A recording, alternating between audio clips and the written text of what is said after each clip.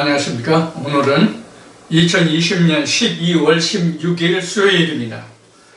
날씨가 좀 춥죠. 오늘 눈이 좀 또 다시 내려가지고 이제 많이 녹았습니다만은 산천이 좀 하얗게 눈이 좀 쌓였습니다.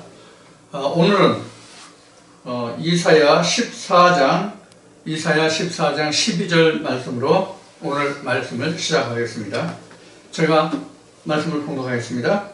이사야 14장 12절입니다.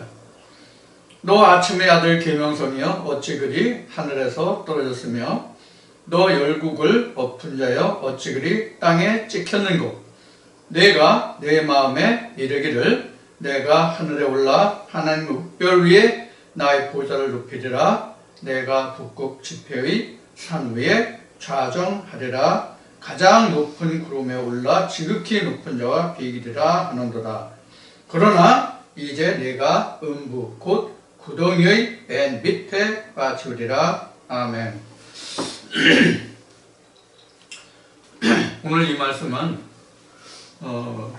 계시록에서 붉은 용과 옛뱀, 마귀, 사단 이런 말씀이 나왔죠. 12장부터 그 하늘로 떨어진 용이 그 해를 입은 여자가 아들을 낳으면 그 아이를 삼키려고 하는 그런 장면으로 기록이 되죠.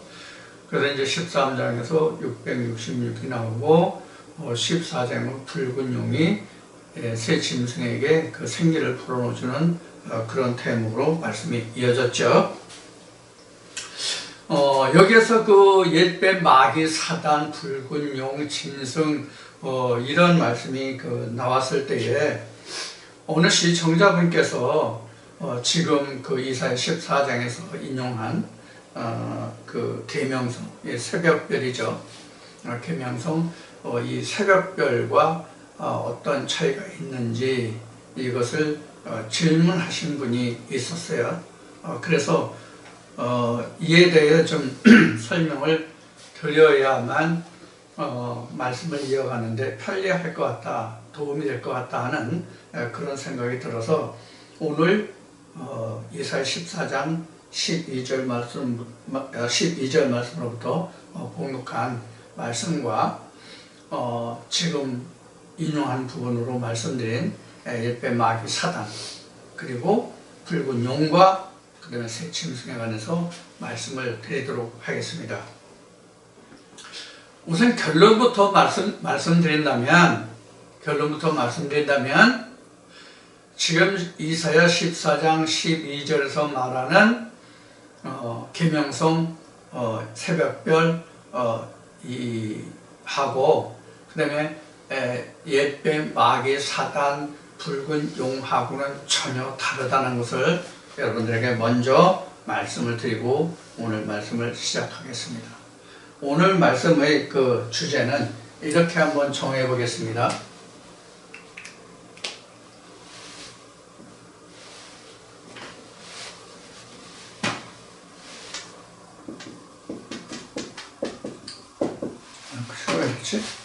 다시 드립니다.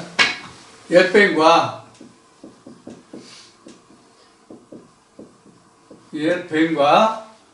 계명성과의 관계.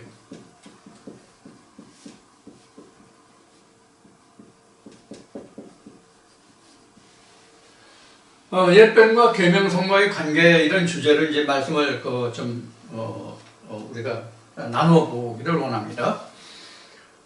우리가 그 뱀에 대해서는 제가 올려놓은 동영상을 통해서 여러분들 창세기 말씀을 통해서 접하신 분들이 많이 있을 줄 알아요. 그런데 이 계명성에 관해서는 그렇게 많이 알고 계신 분이 없을 것 같아요. 계명성의 말은 많이 들어보셨겠지만은 계명성에 대해서 확실하게 이것이 계명성이다 이렇게 알고 계신 분이 얼마나 계신지 저는 잘 알지 못하겠어요. 우선 지금 이사야 14장에서 언급하고 있는 이 계명성은 누구를 말하는가 하는 것을 무엇을 말하는가 하는 것을 먼저 인식해 둬야 합니다. 이사야 14장 그 시작을 보면 이렇게 말씀해 주죠.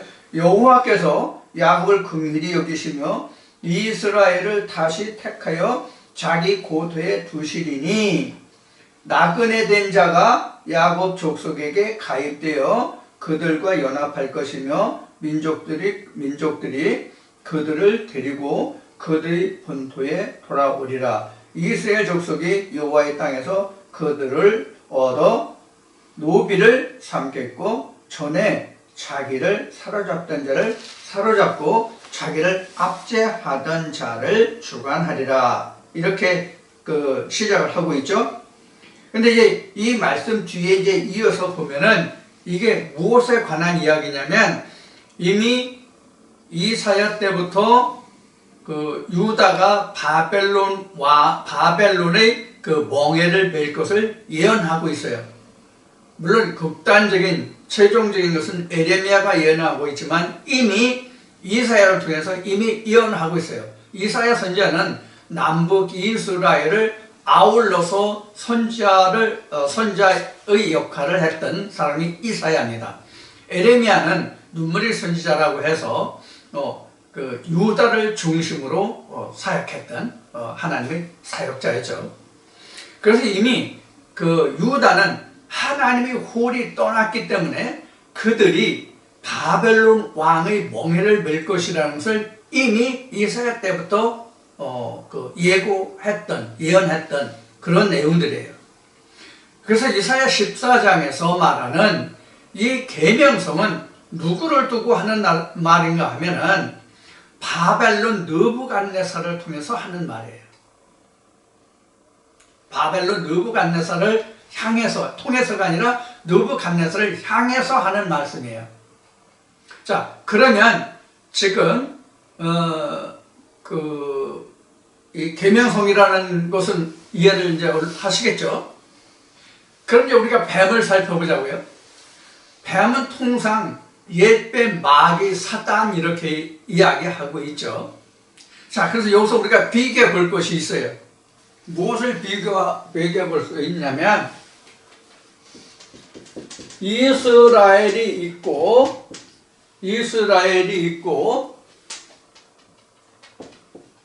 왕이 세워지고 그 다음에 국가가 건립이 돼요. 이스라엘 나라가 건립이 돼요. 그런데 이스라엘 건립보면 그 왕 순위를 1, 2, 3번만 보자고요. 첫째가 누구였죠? 사울이었죠. 그 다음에 다윗이었죠. 그 다음에 솔로몬이랬어요.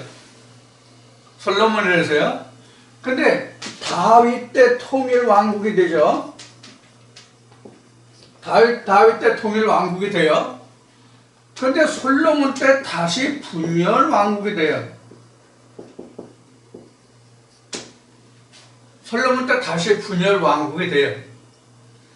이렇게 해서 분열 왕국이 되다 보니까 유다와 이스라엘로 나뉘어지죠.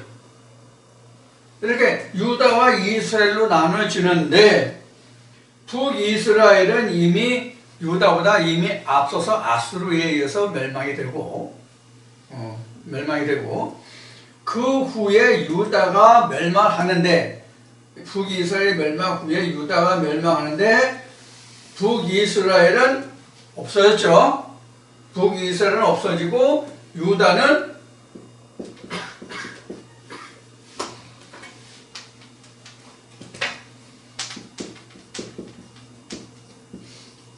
바벨론 왕국의 멍에를 매게 되죠. 바벨론 왕국의 멍에를 매게 돼요. 이때 하나님이 바벨론 왕 느부갓네살을 유다의 징치자로 삼으셨단 말이에요.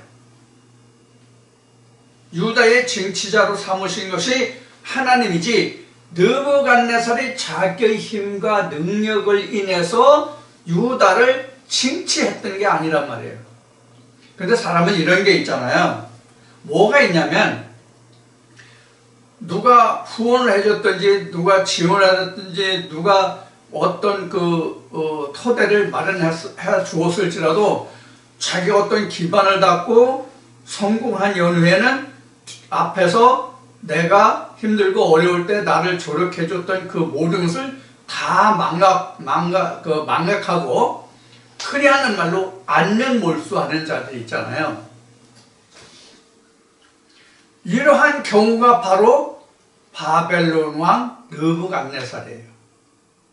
자, 그럼 무엇을 지금 우리가 알아야 하느냐면 느부갓네살이라는 사람이 자기가 잘나고 자기가 잘해서 자기만의 힘과 능력과 권능으로 오늘날로 말하면 세계의 패권 국가로서 패권국의 왕이 된 게 아니란 말이에요. 거기에는 하나님의 역할이 하나님이 그에게 호를 주셨단 말이에요. 유다의 호를 다윗에게 주었던 호를 솔로몬에게 주었던 하나님의 호를 느부갓네살 왕에게 한시적으로 주었어요. 70년이라는 한시적으로 그 호를 하나님이 권세를 주었어요. 그런데 이것이 느부갓네살이 착각하고 이걸 망각해버렸단 말이에요. 하나님이 그렇게 섭리하셨음을 느부갓네살 왕이 망각했기 때문에 하나님이 그를 버리신 거예요. 그래서 지난번에도 말씀을 드렸지만 다니엘서에 보면 왜 그가 들판에서 짐승같이 그가 살아야 했고 죽어가야만 했던가 하는 것을 말씀드린 적이 있죠. 이게 하나님을 망각했기 때문에 그래요. 그래서 지금 그것을 여기서 기록하고 있는 거예요. 자, 그러면 여기 지금 계명성 새벽별이라고 하는 것은 무엇을 말하는가? 이 새벽별 계명성은 무엇을 말하는가 하면 하나님이 들어 쓰던 자를 말하는 거예요. 하나님이 쓰던 자를 말하는 거예요. 들어 쓰던 자를 말하는 거예요. 자, 하나님이 어떻게 들었었어요? 새벽별로 들었었어요. 자, 여러분들 우리가 새벽을 한문으로 뭐라고 그러죠? 여명이라고 그러죠. 여명.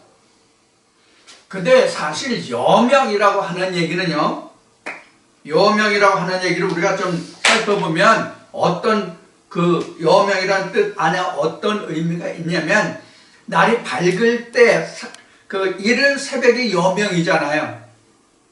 여명인데 여명을 반대말은 그럼 뭘까요?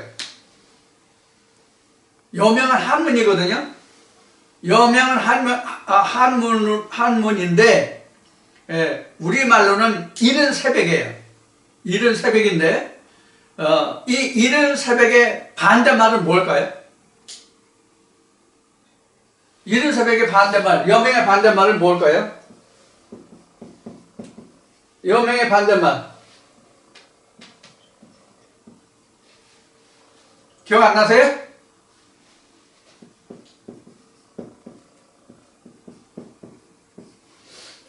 땅거미. 이게 이른 새벽이죠, 이게요. 이른 새벽이죠. 여명이 이른 새벽이죠. 이른 새벽의 반대는 땅거미예요. 땅거미. 이게 땅거미인지 아니면 이게 땅거미인지는 지금 찾아봐야 되겠네. 쓰고 보니까 좀 그런 생각이 드네요. 우리 흔히 땅거미라고 그러세요. 이게 뭘 얘기하냐면 그 땅거미를 지나서 밤이 오고 밤이 지나서 동이 트면서 아침이 오죠. 그러면 땅거미와 여명은 어떤 공통점이 있느냐면 달이 없을 때를 기준하면 밤에 달이 없을 때를 기준한다면 가장 어두운 시기예요. 가장 어두운 시간이 바로 땅거미와 여명이에요. 그리고 하루의 기온 중에서 겨울에는 가장 낮은 그 시간이 바로 여명 시간이에요. 이른 새벽 시간이 가장 온도가 낮아요. 자, 이런 의미를 가진 것이 바로 여명이요, 딴검이에요. 이게 지금 여기죠. 바로 요 때에 우리에게 필요한 것이 뭐냐면 계명성이에요. 그럼 무슨 뜻이 돼요? 우리가 밤이 지나고 아침을 맞을 때 가장 어두운 그 여명을 밝혀줄 수 있는 그 빛의 사명이 바로 새벽별 계명성이에요.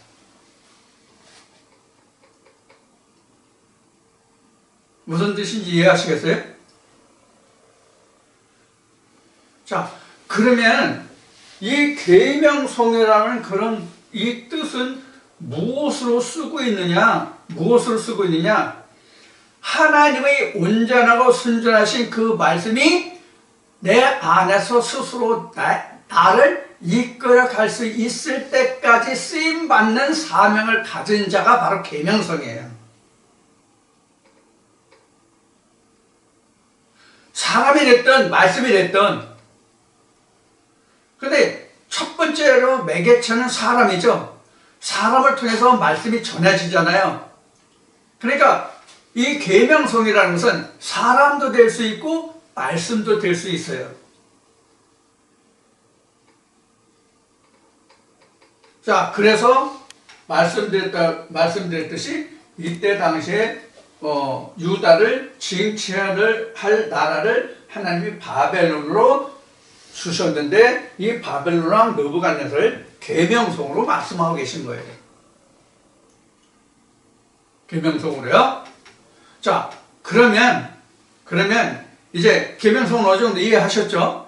그러면 우리가 옛뱀이요 마귀 사단이요 붉은 용이요 뭐 그 붉은 용이 뭐 짐승에게 뭐 생기를 주었다 이런 이제 말씀을 우리가 살펴보자고요. 자, 그럼 이제 계명성은 어느 정도 이해하셨죠? 나중에 결론은 이제 뱀에 대해서 말씀드린 다음에 그 결론으로 말씀드릴게요. 자, 그러면 뱀이라는 것은 도대체 뭐냐? 이거 옛뱀, 마귀, 사단 이런 것을 이제 계시록에 보면 그 여러 군데에서 말씀을 지금 증거되어 있잖아요. 그런데 이제 이 동영상을 시청하시는 분들이 많은 층이 있을 거 아니에요. 많은 층이 있을 텐데 오해를 하시는 분들이 굉장히 많아요. 옛뱀 마귀 사단에 대해서 옛뱀 마귀 사단은 타락한 천사가 아니라느니 뭐 이런 얘기들이 많거든요. 자, 그래서 오늘 말씀을 정리해 드리는 것이니까 여러분들 잘 들으시고 앞으로는 혼돈과 착오가 없으시기를 바랍니다. 그래야 오해가 없어지겠죠. 자, 뱀. 이 뱀이라고 하는 것은요, 언제 우리에게 뱀이라는 것이 드러나느냐 하는 문제예요. 우리가 세상적으로 보면 우리나라 사계절기로 보면 우리나라의 경우 자연 환경의 사계절로 보면 지금은 겨울이기 때문에 뱀이 전부 양서류가 다 동면에 들어갔죠. 개울이나 뱀들 뭐 이런 거 다 동면에 들어갔죠. 그래서 지금은 뱀을 본래 볼 수가 없죠. 세상 생학적인 뱀은 계절에 따라서 볼 수도 있고 보지 못할 수도 있어요. 그러면 사계절이 있는 나라에서는 겨울에서는 뱀이 없잖아요. 그럼 하나님을 믿는 사람들은 그럼 겨울철이 제일 좋겠죠. 그렇죠? 뱀의 유혹과 미혹을 받지 않을 계절이 겨울이니까. 뱀이 전혀 활동을 하지 않으니까 유혹과 미혹을 받을 필요가 전혀 없죠. 100% 없죠. 뱀이 없으니까. 뱀이 나와서 활동하려면 뱀이 다 얼어 죽잖아요. 그러니까 뱀을 볼 수 없잖아요. 동네에 들어갔기 때문에 뱀의 활동이 없어요. 그러면 겨울철에는 믿는 사람들이 가장 안전한 시간이죠. 안전한 시간대라고 그럴까? 계절이라고 그럴까? 그렇게 되죠. 그럼 겨울에는 뱀이 전혀 없죠. 그러니까 모든 믿음의 사람들이 겨울에 시작해서 겨울만 된다면 얼마나 좋겠어요. 그렇죠? 그럼 믿음이 쓰러지거나 넘어지거나 뭐 유혹되거나 미혹되거나 실족하고 타락할 일이 없겠죠. 그런 뱀이 아니기 때문에 문제가 되죠. 성경에서 말하는 뱀은 전천후거든요. 때와 장소를 가리지 않는 뱀이거든요.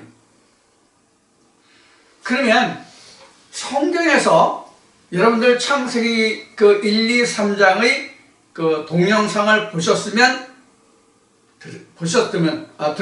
청취하셨으면, 시청하셨으면 자세히 아시겠지만, 그렇지 않다 할지라도 창세기 3장에 가야만 뱀이 있는데, 뱀이 있는 곳이 어디예요? 뱀이 있는 곳이 어디예요? 뱀의 위치. 첫째, 위치 한번 봅시다. 뱀의 위치. 그러니까 뱀이 사는 장소를 한번 보자고요. 자, 이거 이렇게 큰 1번으로 합시다. 1번, 위치, 장소. 뱀이 사는 장소. 첫째, 둘째, 세상. 그 다음에 어디예요 또? 에덴. 어디예요? 어디 있어요 뱀이? 성경에서 말하는 뱀이 사는 장소가 있는 곳이 어디예요? 세상 아니에요. 에덴이에요. 창세기 3장 봅시다.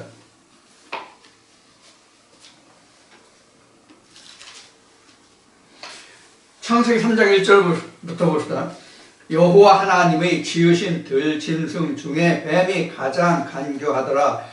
뱀이 여자에게 물어 가로되 하나님이 참으로 너희들어 동산 모든 나무의 실과를 먹지 말라 하시더냐, 이렇게 써요. 자, 그럼 뱀이 어디 있다고 생각되십니까? 뱀이 어디 있다고 생각되십니까? 에덴 동산이 있다고 돼 있잖아요. 세상은 뱀이 없어요. 그러니까 뱀이 사는 것이 어디예요? 에덴이에요. 이게 옛뱀이에요. 이게 옛뱀이요. 그럼 이게 옛뱀이 뭐예요? 자, 그 다음에 시간을 봅시다. 시간. 지금 위치 봤잖아요. 시간을 보니까 시간이 언제예요? 시간이 언제예요? 이렇게 말할 수 있겠죠? 하나님이 에덴을 창설하신 후 뱀이 있다, 이렇게 볼 수 있죠. 하나님이 언제 에덴을 창설하셨어요? 창세기 2장에 이렇게 되죠. 아담의 코에 생기를 불어넣으시고 그가 있을 곳을 예비한 곳을 바로 에덴이라고 했잖아요. 그리고 그 에덴에 아담이 혼자 있는 것이, 독처하는 것이 하나님이 좋지 않아 보이니까 그 배필 하와를 주셨죠. 그렇게 2장이 기록이 되죠. 그러면 이 뱀이라는 것이 생성되는 때, 뱀이 어떻게 되나? 생성되는 때라고 해야 되나? 뭐라고 해야 되나?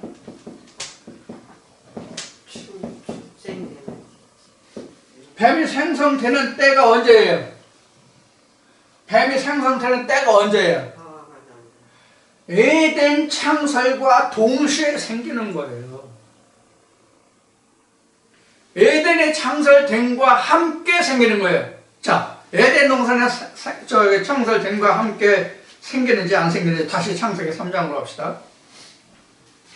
여호와 하나님이 지으신 들짐승 중에 뱀이 가장 간교하더라. 뱀이 여자에게 물어 가로되 하나님이 참으로 너희더러 동산 모든 나무의 실과를 먹지 말라 하시더냐, 이렇게 되죠. 그래서 동산 나무 열매를 다 먹을 수 있으나 이렇게 뒤에 이제 이어져요. 자, 동산이 생긴 것이 조금 전에 말씀드렸듯이 어디죠? 창세기 2장이죠. 그러니까 창세기 이제 에덴 창설인데 요거는 뭐예요? 쉬운 얘기로 생기가 발현된 후죠. 그렇죠? 아담의 코에 생기가 들어간 후 발현된 후에 에덴이 생기잖아요. 그러니까 하나님의 생기가 있다는 것은 바로 뭘 이야기하는 거예요? 에덴이 생겼다는 거잖아요. 그때 뱀도 같이 생겼다는 뜻이 하나님이 지으신 것 중에 이렇게 나온 거예요. 자, 그러면 이것을 현재 우리로 말하면 무엇과 같으냐? 우리로 말하면 무엇과 같으냐 하는 것을 살펴보자고요. 자, 이 지금 세상과 지금 에덴을 가지고 그 뱀이 있는 장소를 보면, 그럼 우리가 하나님을 알지 못했을 때는 이건 무슨 얘기냐면 성경적으로 말하면 죄를 알기 전이죠. 죄를 알기 전에는 뱀이 없어요. 죄를 알기 전에는 뱀이 없어요. 죄를 알기 전이라는 것은 뭐예요? 벗은 줄을 모름이잖아요. 그렇죠? 벗은 줄을 모르고 죄를 알지 못하고 벗은 줄도 모를 때에는 뱀이 없어. 그러다가 내가 죄를 알고 벗은 줄을 알면 그때 이미 뭐야? 뱀이 있게 되는 거예요. 왜 그러냐? 벗은 줄을 알았다는 것은 이거죠. 에덴의 창설 후죠. 그죠? 생기가 들어가고 그 다음에 하나님이 에덴을 창설하셨으니까. 창세기 2장 봅시다. 제 주장이면 안 되잖아요. 성경이 증거해야지. 그렇죠? 예. 자, 2장 8절부터 보겠습니다. 2장 8절부터 보겠습니다. 여호와 하나님이 동방의 에덴에 동산을 창설하시고 그 지으신 사람을 거기 두시고 여호와 하나님이 그 땅에서 보기에 아름답고 먹기에 좋은 나무가 나게 하시니. 이렇게 나왔죠. 2장 8절에는 이미 아담의 코에 생기가 들어간 후죠. 2장 7절에 생기가 들어갔으니까. 그렇죠? 바로 지금 그걸 설명하고 있는 거예요. 그래서 내가 죄를 알기 전 벗은 줄을 알지 못하거나 죄를 알기 전이라는 것은 결국 똑같은 얘기예요. 자기 허물을 알지 못하는 거거든요. 그건 똑같은 얘기예요. 그때는 뱀이 없어요. 뱀이 없어요. 그러다가 에덴이 된 이렇게 생기가 들어간 후에 에덴이 창설한 후에 뭐가 생긴다? 뱀이 생긴다. 뱀이 그때 생긴다. 그러니까 에덴 창설과 동시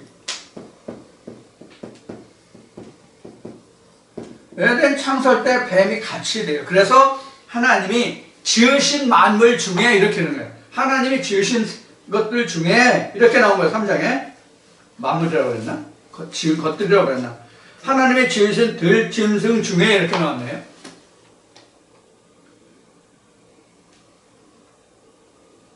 자, 그러면 옛뱀, 마귀, 사단, 용, 붉은 용, 이것을 다 뭐 얘기냐, 어떤 때를 얘기하냐면, 쉬운 얘기로, 생기가 들어오기 전에요.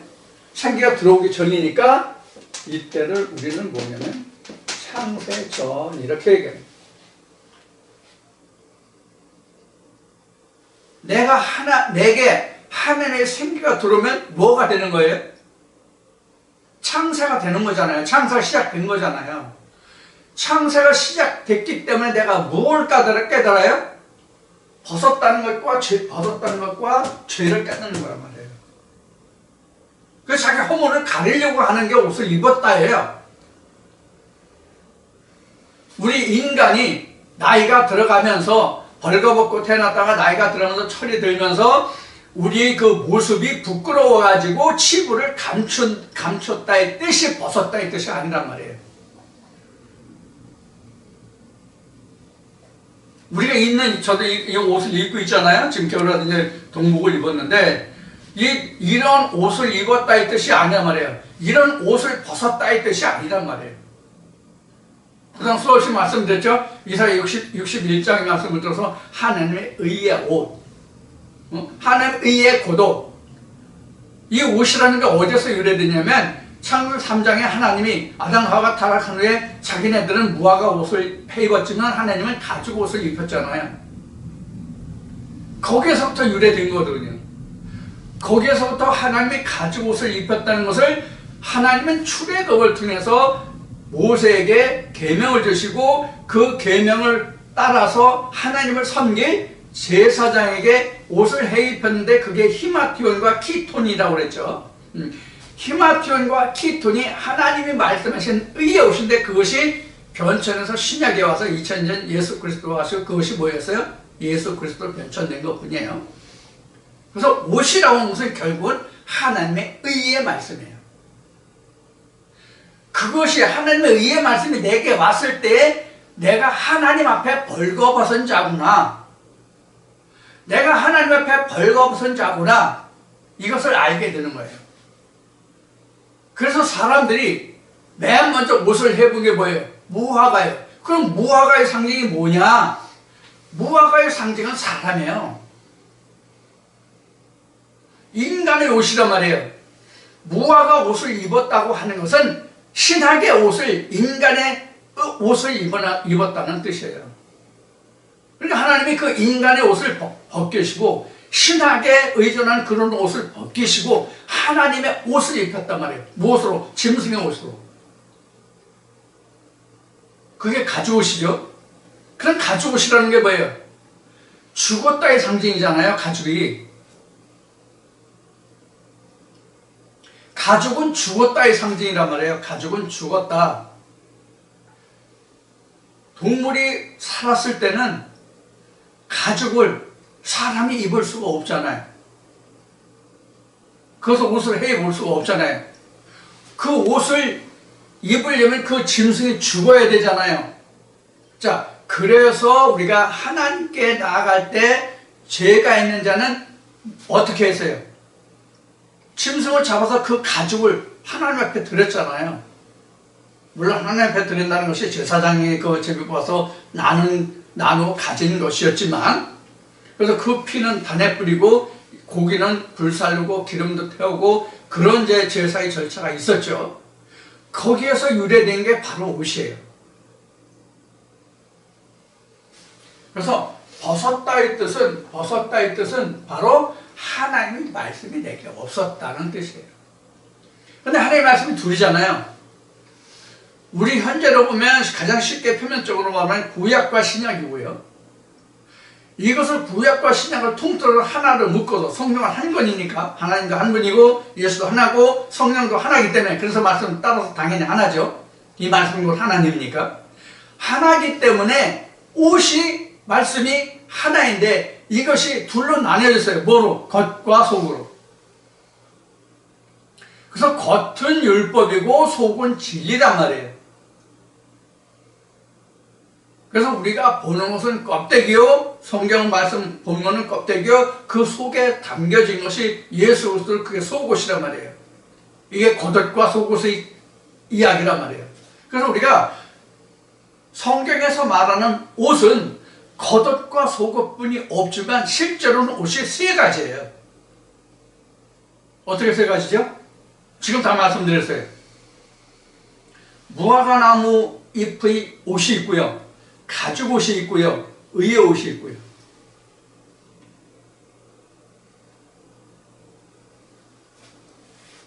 이걸 좀 더 자세하게 좀 구체적으로 말씀드리면 신학의 옷이 있고요, 율법의 옷이 있고요, 진리의 옷이 있단 말이에요.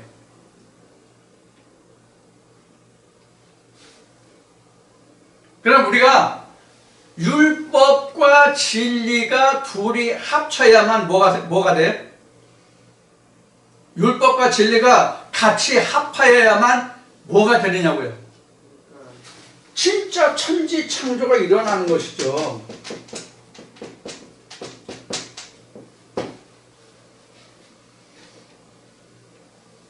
자, 그럼 율법은 뭐고 진리는 뭐냐? 율법은 뭐고 진리는 뭐냐? 율법은 율법은 아버지고요. 율법은 아버지고요. 진리는 어머니예요. 아버지와 어머니가 합해 거기서 아들이 나오는 거예요. 그게 예수 그리스도예요. 아버지와 어머니가 드러나야만 그때 비로소 천지조화가 일어나요. 그걸 우리는 천지창조라고 그래요.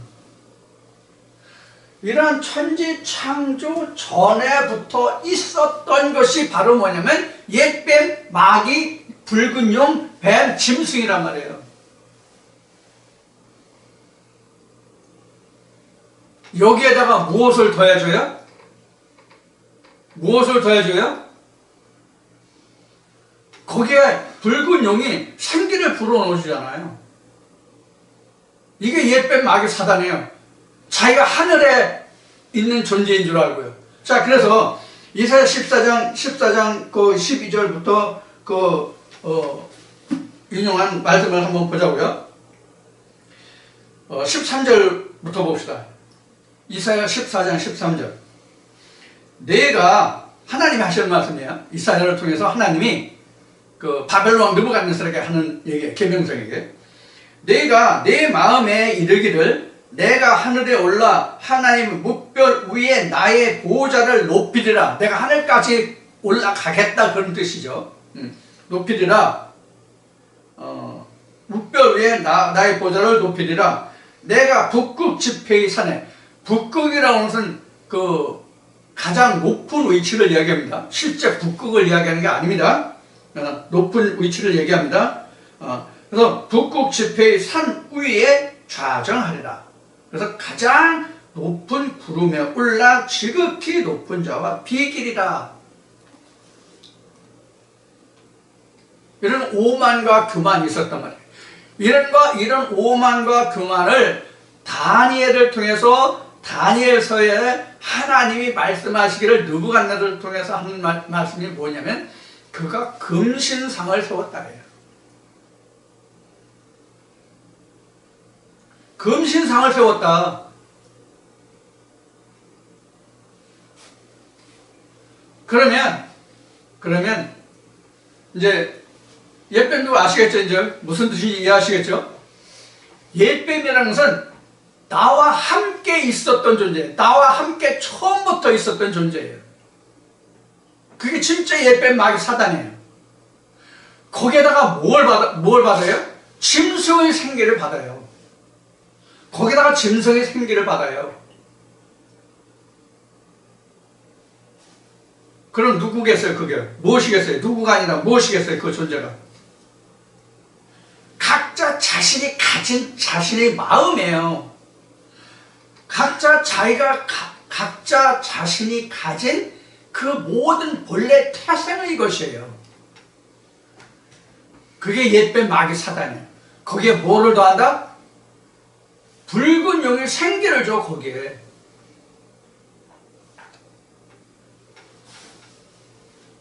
이건 뭐 이 붉은 용이 생기를 준다는 건 붉은 용도 붉은 용 나름이고 생기도 생기 나름이죠. 그러니까 무수한 옛뱀 마귀 사단 붉은 용 짐승이 있는 거예요. 각자마다 다 그런 거예요. 그러니까 수없이 많은 붉은 용과 짐승과 옛뱀과 마귀 사단이 있는 거예요.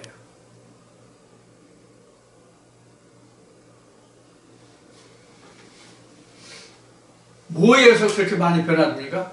어떤 붉은 용을 만나느냐 하는 거예요. 어떤 붉은 용을 만나느냐에 따라서 옛뱀 마귀 사단이 형태가 달라져요.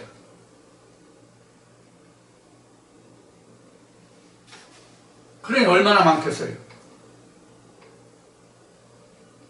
얼마나 많겠냐고요.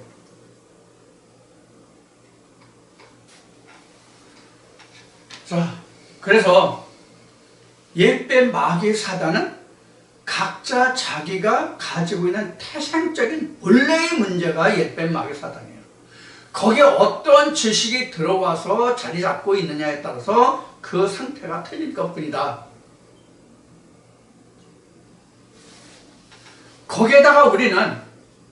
거기에다가 우리는 무엇을 보여요? 하나님의 진리 말씀이 들어오잖아요.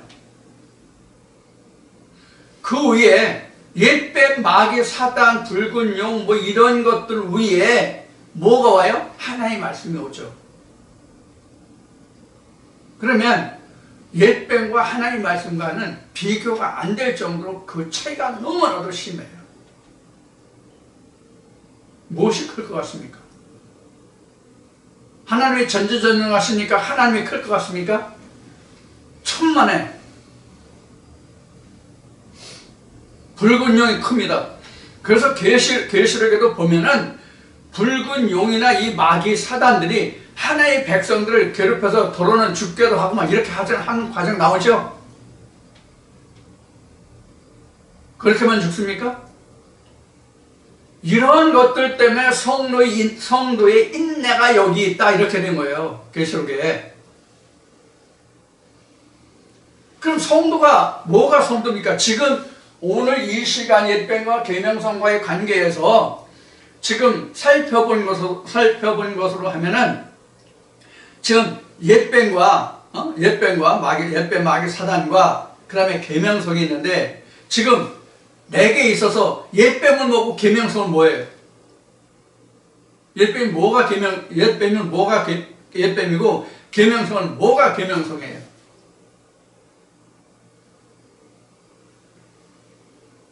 지금 말씀드린 내용 그대로예요.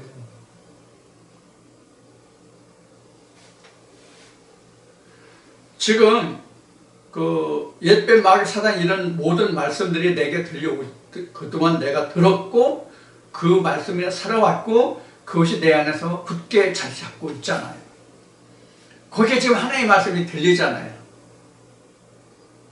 거기에 지금 생명의 말씀이 들어온단 말이에요. 그런 상태에 누구든지 이러한 상태에서 하나의 말씀이 내게 들어오지 백지의 상태에서 하나의 말씀이 들어오는 것은 아무도 없어요.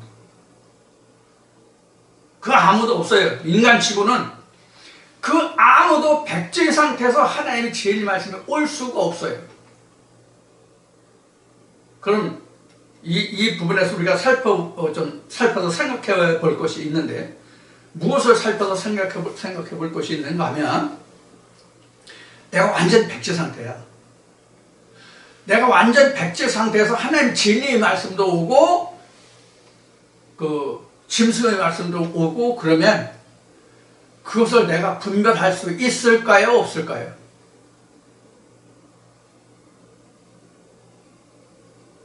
분별 못해요. 예를 들어보자고요. 예를 들어 내가 보석상에 갔어. 지금 물방울 다이아를 사려고 그래. 물방울 다이아몬드를 사려고 그러는데 유리를 양로하게 깎아가지고 그것을 가장 값비싼 물방울 다이아몬드라고 한다면 내가 그것을 식별할 수 있을까요? 없을까요? 그 다이아몬드를 파는 사람이 이게 진짜다, 이게 가짜다라고 하면 진짜와 가짜를 바꿔서 말해도 저 같은 경우에는 속아요. 왜 그래요? 다이아몬드에 대한 분별력이 없잖아요. 그래서 우리에게 먼저 땅의 것으로 하나님의 계명을 주신 것이 바로 구약율법이에요. 그것을 통해서 우리는 벗었다 입었다를 먼저 알게 하시는 거예요. 죄가 무엇인지를 알게 하시는 거예요. 그런데 옛뱀은 그 이전부터 있단 말이에요. 그럼 계명성 언제 형성돼요? 그러면 아까 앞에 모두에도 처음 시작할 때도 말씀드렸지만 내가 죄를 깨달은 후부터 내가 벗고 입었다를 안단 말이에요. 하나님의 생기가 들어와서 말씀이 들어왔을 때 안단 말이에요. 그러니까 하나님 우리에게 구약을 먼저 주신 것, 땅의 것을 주신 것은 하나님이 이스라엘 백성들에게 광야에서 땅에서 나는 만나를 먹고 살기 위해서 너희가 그 만나로 인하면 아니라 하나님의 말씀을 청종하면 그 만나가 나오니까 하나님의 말씀을 청종해야만 그 만나가 나옴을 알았잖아요. 이스라엘 백성들이. 우리가 하나님의 말씀을 청종해야만 우리가 살 수 있구나 것을 깨닫게 한다고 모세경에 기록하고 있죠. 그래서 예수님이 오셔가지고 나는 하늘에서 내려온 만나라고 했고 너희 조상은 광야에서 나는 만나를 먹고 죽었거니와 내가 주는 만나를 먹는 너희는 죽지 아니하고 영생하리라 하신 거죠. 그러니까 땅의 만나를 통해서 하늘의 만나를 깨닫게 하려 하셨다는 이야기예요. 하나님이 증거하신 말씀이. 그것이 바로 옛배 마귀 사단 용이에요. 이사야 27장 말씀을 보면 옛날 뱀 리오 야단 나오죠. 날년 뱀 옛뱀 리오 야단 나오죠. 리오 야단이라는 말은 구분길에 간다는 뜻이에요. 구분길. 그럼 구분길의 반대가 뭡니까? 지름길이죠. 구분길의 반대는 첩경, 지름길이란 말이에요. 그래서 구분길과 첩경을 두고 하나님의 말씀을 쫓아갈 수 있는 길을 하나님이 우리에게 열어주셨다고요. 근데 우리에겐 처음부터 구분길이라는 게 있어요. 그게 뱀인 거예요.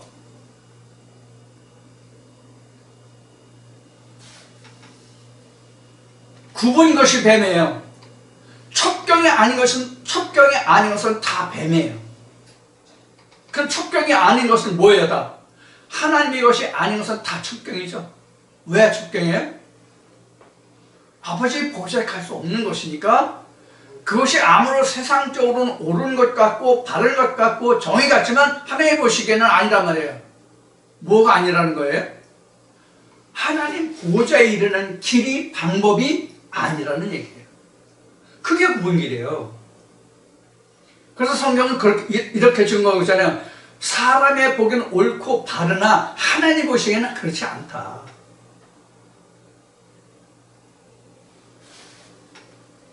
그래서 우리는 종교와 믿음을 구별할 수 있어야 된다고 말씀드리는 거예요. 종교와 믿음은 다르다. 종교는 이미 성경과 삶이라는 주제로 말씀드릴 때에 이미 종교는 도덕이라고 그랬어요. 종교는 믿음이 아니라 도덕이다. 그래서 불교를, 유교를, 무슬림을 믿든 뭐를 믿든지 간에 다 그건 똑같다. 왜? 도덕의 개념이니까. 도덕의 개념으로 보면 WCC도 다 똑같은 거예요. 무당들도 죄지라고 안 해요. 착하고 선하고 베풀며 살으라고 그래요.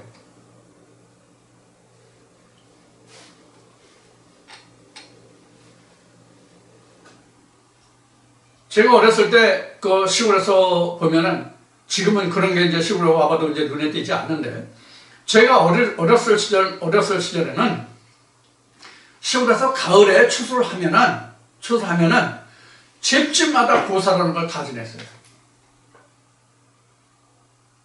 집집마다 고사라는 것을 다 지냈어요. 집집마다. 그래서 그 팥시루떡을 해가지고 심지어 화장실 귀신까지 섬겼어요. 화장실에도 떡 갖다 놓고 대문에도 하나 놓고 장독대도 놓고 그리고 좀 여유 있으면 좀 넉넉하면 나눠줄 수 있는 집까지 다 나눠서 먹고 했던 시절이 있었어요. 뭘 얘기하고자 하냐면 이 도덕이라고 하는 것은 인간의 기본 도리예요.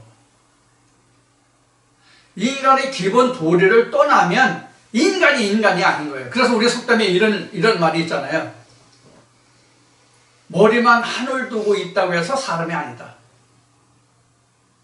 머리를 하늘로 쳐받들고 산다고 해서 사람이 아니다.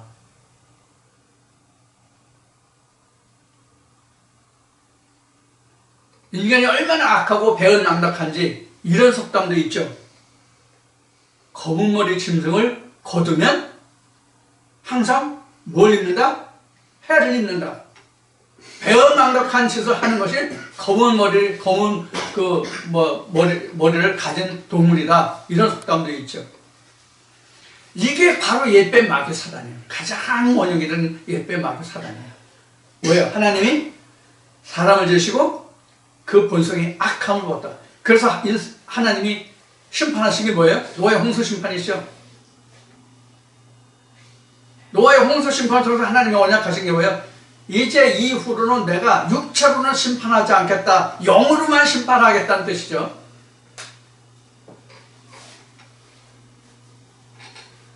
육신은 누구나 다 땅으로 왔기 때문에 땅으로 가요. 짐승도 땅으로 가고.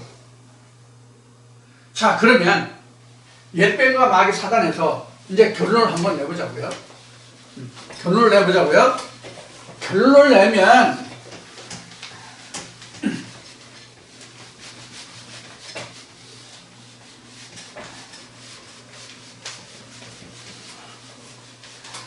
빨리 지우고 결론을 내겠습니다. 시간이 많이 갔으니까.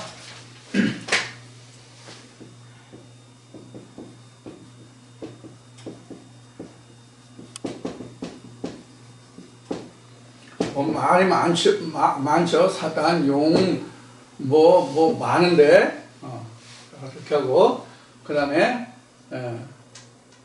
그냥 새벽별이라고 합시다. 계명성이라고 했는데,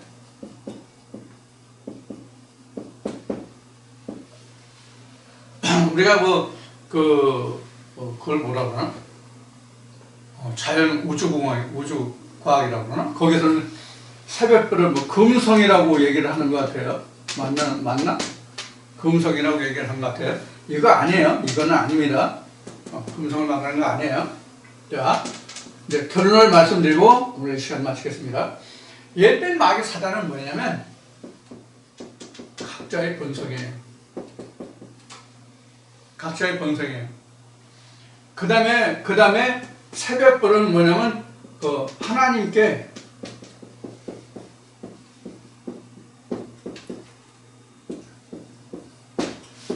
쓰임받는 그릇이에요. 질적으로 틀리죠? 질적으로 틀리죠? 그래서 현재 우리에게 적용한다면 옛뱀 마귀 사단 이건 똑똑하고요. 각자의 본성 이건 같고요. 여기에다가 이제 붉은 용이 이제 생기를 주는 그 말씀이 계시록에 나오죠. 계시록 14장인가? 자, 이런 것이 더해져서 더욱 악해진다 그럴까? 더욱 지혜롭다 그럴까? 더욱더 큰 옛뱀이 되는 이제 그런 절차는 있죠. 그런 거는 있죠. 근데 이제 새벽별 계명성이라는 건 하나님께 쓰임받는 그릇이에요. 하나님께 쓰임받는 그릇이에요. 자, 하나님께 쓰임받는 그릇이 그동안 굉장히 많았죠. 우리가 성경을 보면 구약의 모든 선지자, 선견자들, 신약의 사도들, 그러면 구약의 선지자나 구약의 선견자, 선지자들이나 신약의 모든 사도들 이런 사람들이 다 하나님이 보호자의 간자들일까요? 그렇지 못한 자도 있잖아요. 이스라엘 왕들을 봅시다.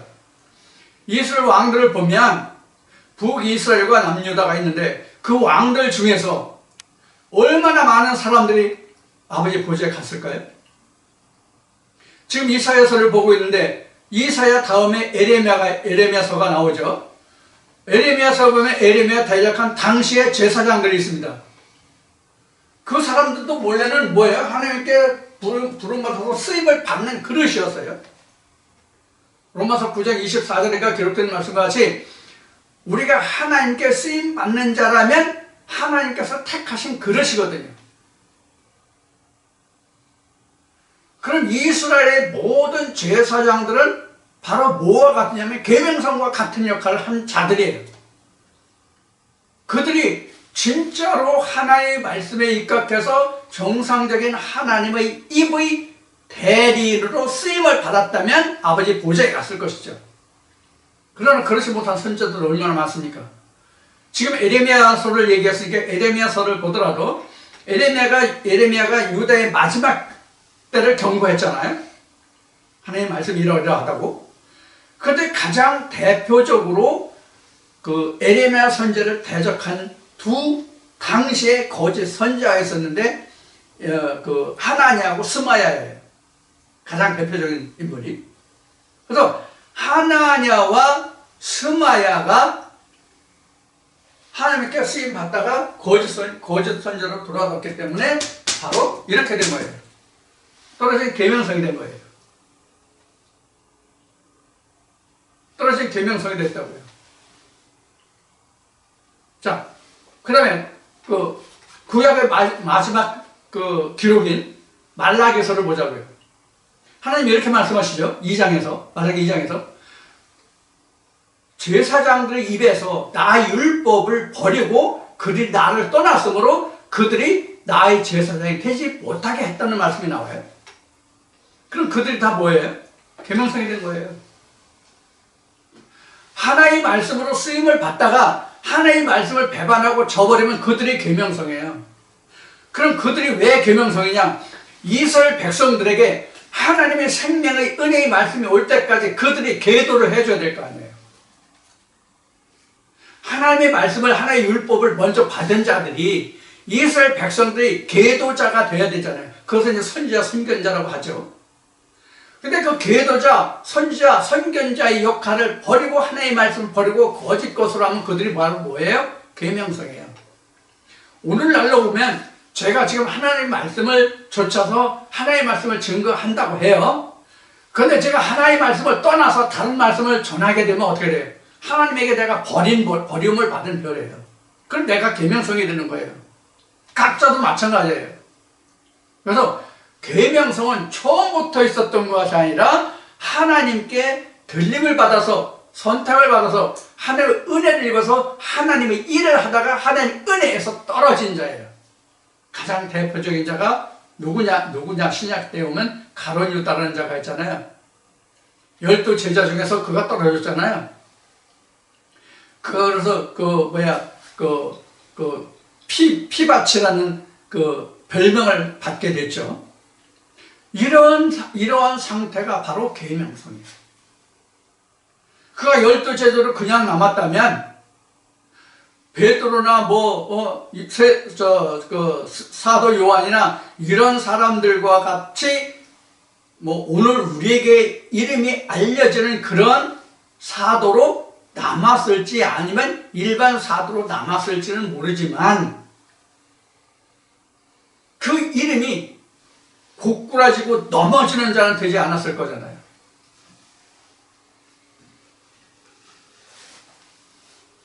그래서 히브리서는 이렇게 기록하고 있죠. 하나님의 은사를 맛본 자가, 한 번 하나님의 은사를 맛본 자가 돌이켜 회개하는 제사가 없다. 그게 바로 누구예요? 가룟 유다죠. 그 입에 하나님의 율법이 있었는데 그 율법을 버린 제사장들이죠. 그래서 오늘 이 시간을 통해서 여러분들이 반드시 정리하실 것은 옛뱀 마귀 사단과 계명성의 차이가 무엇이고 언제 어떻게 형성되고 그 역할이 무엇이고 어떻게 돼서 그러한 결과를 가져오는지를 여러분들 아셔야 됩니다. 계명성은 끝까지 가면 하나님의 보좌예요. 자기 역할을 다하면 하나님의 상급을 받을 자예요. 옛뱀 마귀 사단은 항상 시작부터 끝까지 멸망을 당할 자예요. 멸망하지 않으면 하나님의 영이 살지 못해요. 이런 개념을 여러분들이 잘 정리하셔서 이제부터는 옛뱀 마귀 사단 붉은 용 이것과 계명성을 여러분들이 반드시 잘 비교 분석 검토 구분하셔서 이제는 어떤 말씀을 보시든지 간에 이런 분별력이 있으시는 여러분들이 돼서 이제부터는 옛뱀 마귀 사단과 계명성과의 관계가 혼돈하거나 흔들림이 없는 그런 말씀으로 잘 잡았으면 하는 바람으로 오늘 이 말씀으로 함께합니다. 자, 오늘 여기서 마치고요. 토요일 날이나 아니면 주일날 다시 뵙겠습니다. 감사합니다.